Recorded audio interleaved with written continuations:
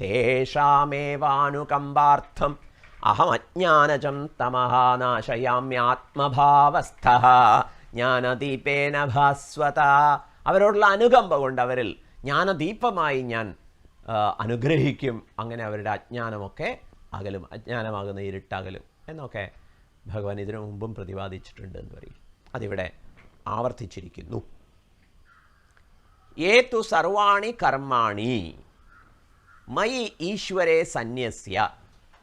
ഇവിടെ ആചാര്യസ്വാമികൾ മയി എന്നതിന് മാത്രമേ അർത്ഥം നൽകുന്നുള്ളൂ, ബാക്കി വാഗാർത്ഥങ്ങളൊക്കെ മനസ്സിലാവില്ലേ എന്ന് ചോദിക്കുക.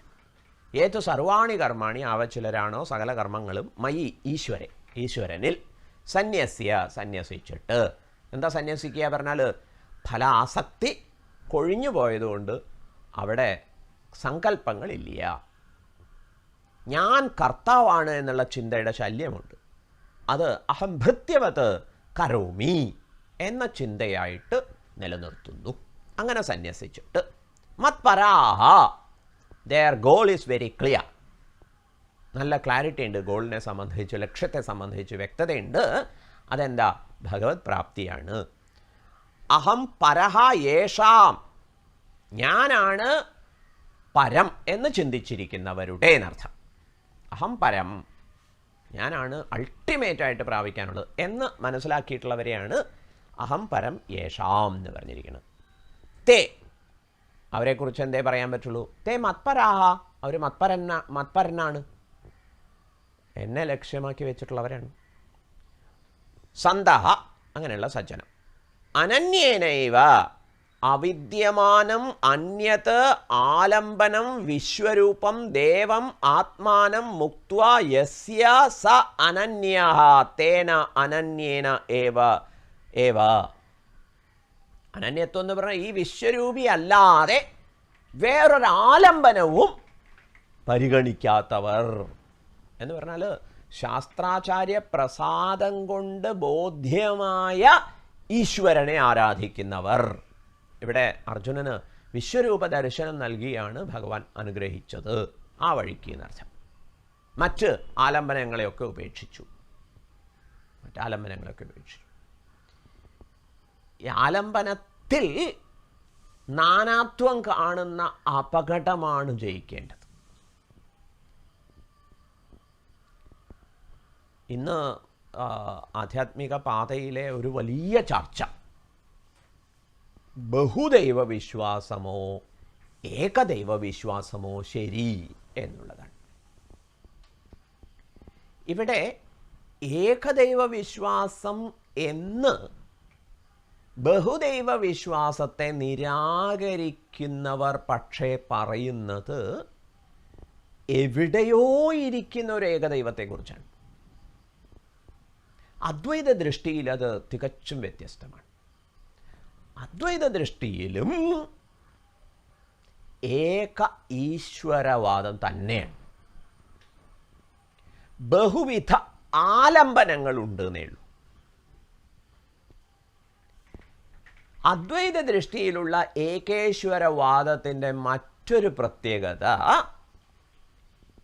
ഈശ്വരനല്ലാതെ ഇവിടെ ഒന്നും ഇല്ല എന്നതാണ് അതിൻ്റെ സാക്ഷാത്കാരം. ഈശ്വരനല്ലാതെ വേറെ ഒന്നും ഇവിടെ ഇല്ല എന്നതാണ് അവിടുത്തെ സാക്ഷാത്കാരം. അതുകൊണ്ട് ഇവിടുത്തെ ഏകേശ്വരത്വം എന്ന് പറയുന്നത് ബഹുദൈവ വിശ്വാസത്തെ നിരാകരിക്കുന്ന ഏകദൈവ വിശ്വാസമല്ല. അവിടെ ബാക്കിയെല്ലാം അനീശ്വരമാണ്, അനാരാധ്യമാണ്. You should not worship other than എന്നാണ് പറയുക. ആ ഈശ്വരനെ അല്ലാതെ വേറെ ഒന്നിനെ ആരാധിക്കരുത്. അപ്പോൾ ആ ദൈവം മാത്രമാണ് ആരാധ്യൻ എന്ന് പറയുന്നിടത്ത് എക്സ്ക്ലൂഷൻ ഉണ്ട്. ഇവിടെയാണെങ്കിലോ അദ്വൈത വേദാന്തത്തിൽ ഓൾ ഇൻക്ലൂസീവ് വിഷനാണ്. എല്ലാറ്റിനെയും ആശ്ലേഷിക്കുന്ന കാഴ്ചപ്പാട് എന്ന് പറഞ്ഞാൽ എന്താ അർത്ഥം? ഇവിടെ ഈശ്വരനല്ലാതെ ഒന്നും ഇല്ല. ഇതാണ് അൾട്ടിമേറ്റ് ആയിട്ടുള്ള റിയലൈസേഷൻ. ഒരേ ഈശ്വരൻ തന്നെയാണ് പലതായി പരിലസിക്കുന്നത്. അതുകൊണ്ടാണ് അക്ഷരോപാസകരുടെ സ്ഥിതിയെ വർണ്ണിക്കുന്നിടത്ത് അദ്വേഷ്ട സർവഭൂതാനാം, സകല ഭൂതജാലങ്ങളിലും അദ്വേഷ്ടത.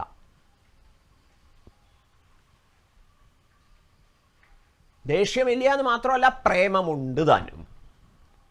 എല്ലാം ആരാധ്യമാണ് എന്നുള്ളതാണ് വസ്തുത. ഇപ്പം ബഹുദൈവ വിശ്വാസത്തെ നിരാകരിച്ച് സ്ഥാപിക്കുന്ന ഏകദൈവ വിശ്വാസത്തിൻ്റെ പരിമിതി നമ്മൾ മനസ്സിലാക്കണം. അവിടെ ഈശ്വരൻ എവിടെയോ ഇരിക്കുന്നു എന്നാണ്. ഇന്നത്തെ ശാസ്ത്രചിന്ത നമുക്ക് എന്താ പറഞ്ഞു തരുന്നത്?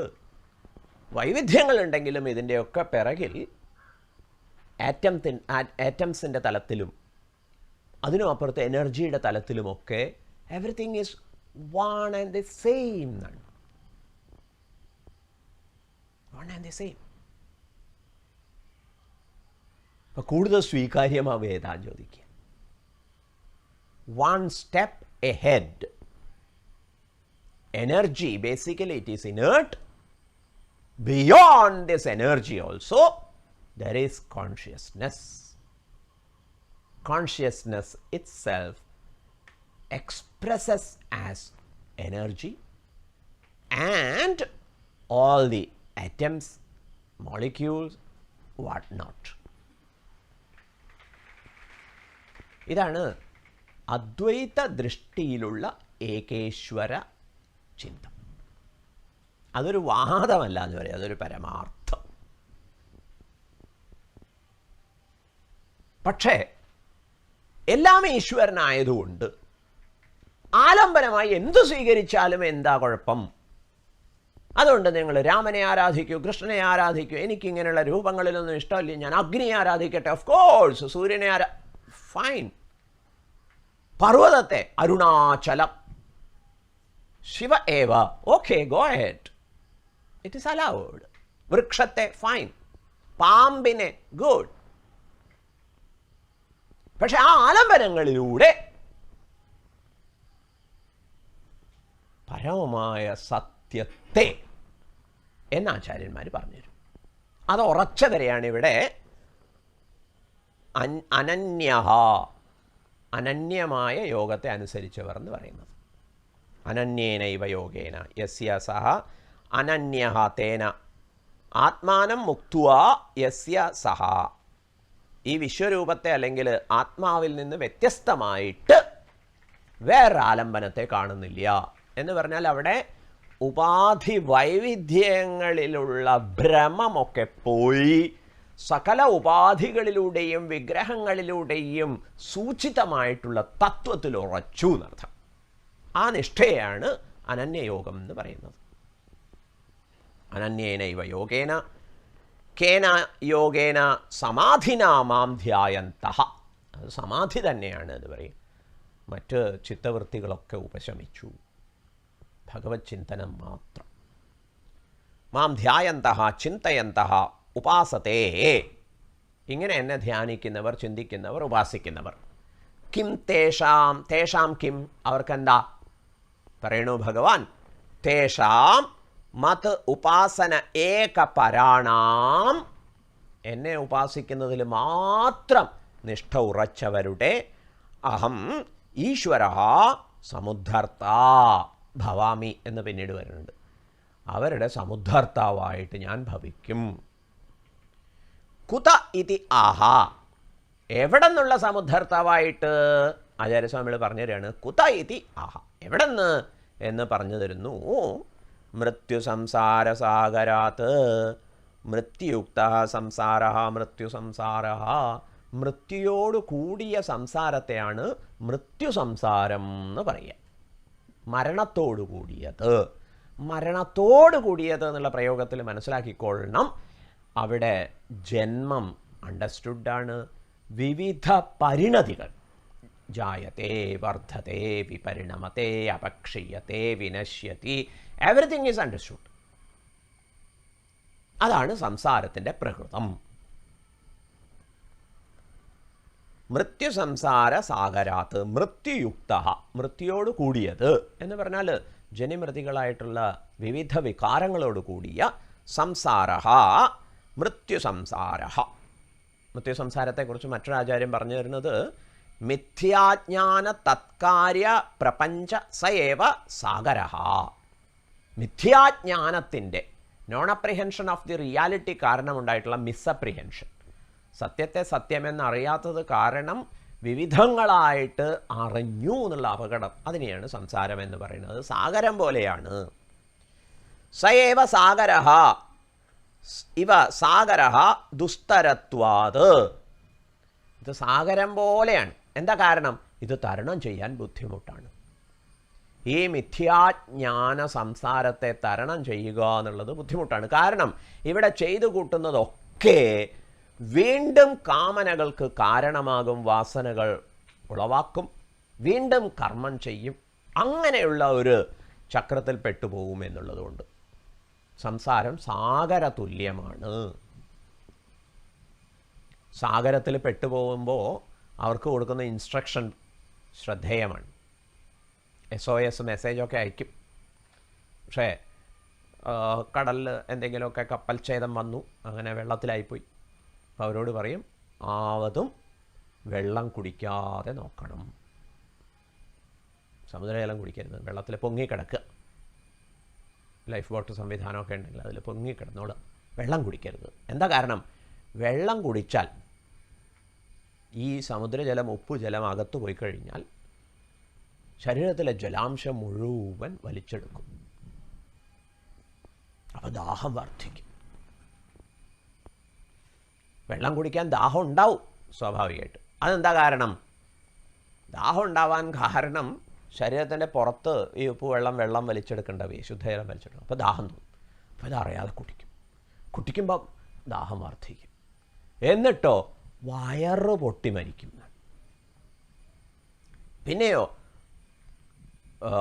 സ്രാവ് മുതലായിട്ടുള്ള ജീവികളുടെ പ്രശ്നമുണ്ട്, തിരമാലകളുണ്ട്, ചുഴികളുണ്ട്. ഇതൊക്കെ ചേർത്ത് വെച്ചാണ്. ഇതുപോലെയൊക്കെ തന്നെയാണ് നമ്മുടെ ജീവിതവും. വിഷയത്തെ അനുഭവിക്കും തോറും കൊതി കൂടി കൂടി കൂടി കൂടി കൂടി കഷ്ടപ്പെടുന്നില്ലേ? അതുപോലെ പല ചുഴികളും സ്രാവുകളും ഒക്കെ ഉണ്ട് എന്നിങ്ങനെയൊക്കെ ബന്ധപ്പെടുത്തി പറയാം. അതുകൊണ്ട് ആചാര്യന്മാർ സംസാരത്തെ സാഗരമായിട്ട് വർണ്ണിക്കും.